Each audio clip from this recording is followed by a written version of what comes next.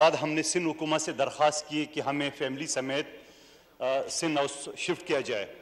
Sindh house shift क्या होना था, पीटीआई के गुंडों ने बाकायदा मुनज़्ज़म तरीके से शेख रशीद के स्पीच के बाद फवाद चौधरी के, परवेज़ खटक के, शाह महमूद कुरैशी के, ख़ुद इमरान नियाज़ी के स्पीचेस के बाद इन लोगों को वरगलाया और वरगलाने के बाद इन लोगों ने एक दहशतगर्दाना हमला किया सिंध हाउस में। और सिंध हाउस में जहाँ हम बच्चों और अपनी ख़वातीन समेत जो हमारे एमएनए भी बहुत सारे बैठे हुए हैं वह हमला किया है और जिस तरह गेट तोड़ करके अंदर दाखिल हो गए।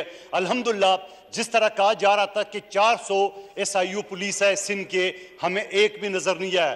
खुद अपनी बच्चों के दिफा करने के लिए तमाम एमएनए जो ना वो आगे आए और उसके बाद इस्लामाबाद पुलिस ने उनको गिरफ्तार करके ले गए।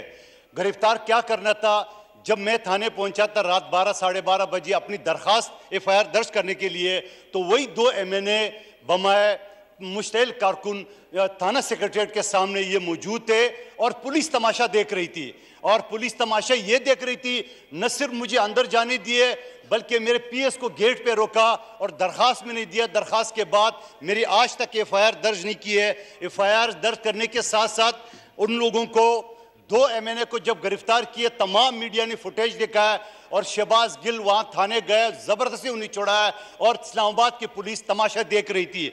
मेरी आपसे दरख्वास्त है कि उस दिनों में भी मैंने यहाँ प्रिविलेज मोशन हमारे एमएनए साहिबान समेत मैंने यहाँ पे जमा किए, मगर साबका स्पीकर जो आपकी सीट पे बैठे हुए थे, बदकिस्मती से वो भी एक पश्तून अपने आप को कहलाते हैं, उन्होंने वो प्रिविलेज मोशन जो कि हाउस ऑफ कस्टोडियन के इस शेर का हमारा हक है कि हमारे दिफा करे, वो प्रिविलेज मोशन आज तक उन्होंने प्रिविलेज कमेटी को नहीं भेजा। पहली दरख्वास्त मेरे आपसे ये है कि उसके ऊपर फौरी अमल करके प्रिविलेज कमेटी को वो दरख्वास्त भेजा जाए ताकि हमारी सुनवाई बाकायदा असम्बली के फ्लोर पे हो। दूसरी मेरी दरख्वास्त ये है कि उस दिन से लेके आज तक मैं अदालतों के चक्कर लगा रहा हूँ, मैं थाना सेक्रेटरीट के चक्कर लगा रहा हूँ, मैं आईजी पुलिस के ऑफिस के चक्कर लगा रहा हूँ, मगर सिंध हाउस हमला जो कि सिंध पर हमला था उनकी एफआईआर आज तक दर्ज नहीं किए गए। और उसके साथ साथ मेरी दरख्वास्त है कि उसमें इंसदादी दहशतगर्दी के दफ़ा शामिल किए जाए। और स्पीकर साहब, कानून के तालिब इल्म के हिस्से से आपको बताना चाह रहा हूँ,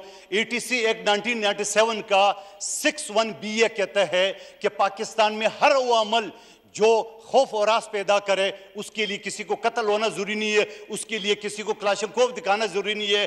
खौफ और रास इससे बढ़कर क्या है कि हम पार्लियामेंट लॉजेस में महफूज नहीं थे और उसके बाद हम सिंध हाउस में चले गए, वहाँ भी हमारी खवातीन हमारे बच्चे महफूज नहीं है। तो इंसदाद दहशतगर्दी के तहत ये एफआईआर मेरे दर्ज करना चाहिए। और मैं ये कहना चाह रहा हूँ कि आप फौरी तौर पर इस पर अमल करके आईजी इस्लामाबाद को, थाना सेक्रेटरीट के SHO को और SSP इस्लामाबाद को और SP कंप्लेंट सेल इस्लामाबाद को फौरी तौर पे तलब करके उनसे रिपोर्ट लिया जाए कि आखिर सिंध हाउस पर हमले की एफआईआर आज तक क्यों दर्ज नहीं हुई है और मुल्जिमान गिरफ्तार क्यों नहीं हुए और इंसदादी दहशतगर्दी के दफात क्यों जो है ना उसके ऊपर डाले नहीं गए हैं और एफआईआर अभी तक पेंडिंग है।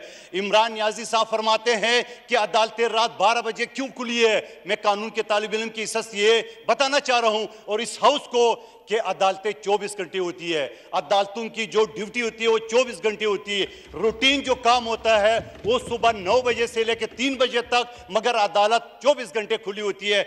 जब अदालत ने डिप्टी स्पीकर की गैर आईनी रूलिंग की बाकायदा 100 मोटो एक्शन लिए तो अदालत की जिम्मेदारी बनती है कि उस अपनी 100 मोटो के ऊपर, जो कि उन्होंने 3 तारीख को दिन 10 बजे ये कहा गया कि इसके ऊपर वोटिंग किया जाए आर्टिकल 95 के तहत, मगर धज्जियां उड़ाई है इस सीट पे बैठ के डिप्टी स्पीकर कासिम सूरी ने और असद कैसर ने। तो मैं ये कहना चाह रहा हूं कि आज उस शीश को ये बताना चाह रहा हूं कि ये कहते हैं कि अदालतें क्यों खुली है। अदालतों ने इसको टाइम दिया है कि रात 12 बजे तक अगर आपने इन वोटिंग के ऊपर अमल दरामद नहीं किए, जबकि टाइम 10 बजे सुबह था, मगर उन्होंने नहीं कराया। और जब अदालत ने ताकीद की असम्बली के जो सेक्रेटरी साहबान बैठे हुए, उन्होंने उनको समझा है अदालत की तोड़ नहीं कर सकते।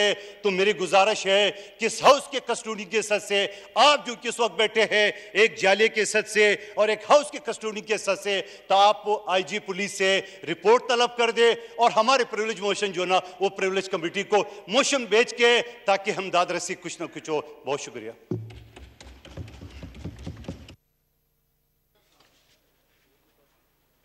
जनाब सलाउद्दीन अयूबी साहब।